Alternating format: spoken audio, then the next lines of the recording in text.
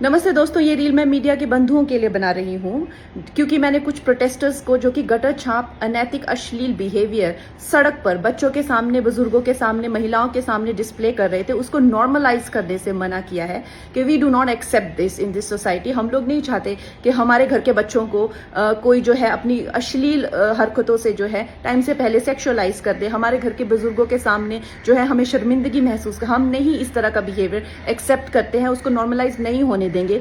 तो मीडिया जो है मेरे खिलाफ गैंग अप कर रही है और ये नहीं बताएगी कि जैसे स्काई रूट जैसे स्टार्टअप की मैंने कितनी बड़ाई की, हमारे देश के जेनजी जो हमें इतनी ऊंचाइयों पे लेके जा रहे हैं, नीट के छात्रों को मैंने खुद स्वयं जो है कितनी बधाई दी। और ऐसे बच्चे जो कि अपने परिवार की जिम्मेदारियां उठा रहे हैं, हमारी टीम में भी ऐसे बच्चे हैं, हमारे घरों में रिश्तेदारी में भी जेनजी भाई बहन हैं जो कि हमारे बड़े काम संपन्न करते हैं, लेकिन कुछ चंद फॉलोअर्स के लिए और चंद कमेंट्स के लिए और कुछ लाइक्स के लिए ये मीडिया वाले इतने ज्यादा बिक चुके हैं।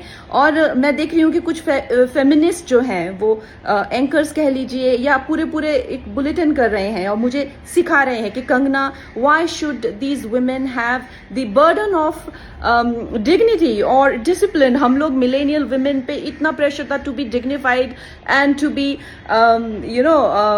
Disciplined, why do we have to give that burden to this generation. Excuse me, क्या आप अपनी बेटी को ऐसा सिखाएंगे? डिसिप्लिन में रहना या मर्यादाओं में रहना कोई चॉइस नहीं है। भौंडा प्रदर्शन तो हर कोई करना चाहेगा, लेकिन अगर आपको समाज में रहना है और संविधान के हिसाब से आपको चलना पड़ेगा, जिसका मतलब है कि आपकी आजादी वहां खत्म हो जाती है जहां मेरे नाक और कान शुरू होते हैं। तो आप भौंडे बनकर सिर्फ अपने कमरे में रह सकते हैं। बाहर आकर आप मेरे आराध्य, चाहे आपको मेरे माता पिता के लिए कोई सेंटिमेंट ना हो, मेरे घर के बच्चों के लिए कोई आपको भावना ना हो, उसका मतलब ये नहीं है कि आप उनको सड़क पर सेक्सुअल गालियां देंगे, उनके मान को हानि करेंगे। मेरे आराध्य, मेरे भगवान हो, चाहे मेरे नेता हो, प्रधानमंत्री जी से जो है लोग उनको एग्जाम बडी कहते हैं बच्चे, उनके साथ में कितने लोगों की भावनाएं, कोई उनको लीडर मानता है, कोई उनको दोस्त मानता है, कोई उनको परिवारजन मानता है, कोई उनको भगवान मानता है। उसी तरह से आप किसी की फीलिंग्स हर्ट नहीं कर सकते हैं। ये कोई कूल बनना नहीं है, ये एक बेसिक सिविक सेंस है और अगर आपको ये नहीं आती है तो आपको सीखना पड़ेगा। आप ये फेमिनाजी से प्रभावित मत होइए, अपनी जिंदगी बर्बाद मत करिए। इस भौंडेपन को सिर्फ और सिर्फ आप अपने कमरे में डिस्प्ले कर सकते हैं। बाहर जाके आपको मर्यादा में रहना पड़ेगा ना, या आप वर्क प्लेस से निकाल दिए जाओगे। आप कभी भी कोई संबंध, परिवार वाले भी आपको भौंडापन नहीं झेलेंगे, तो आपके सामने एक डेड एंड के सिवाय अंधकार वाली जिंदगी हो जाएगी।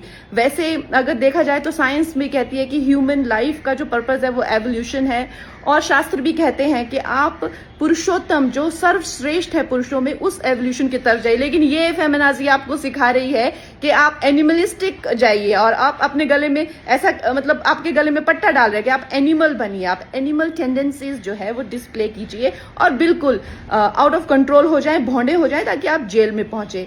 आपको डिसाइड करना है कि आपको कौन अच्छे से गाइड कर रहा है और कौन आपको सही दिशा बता रहा है।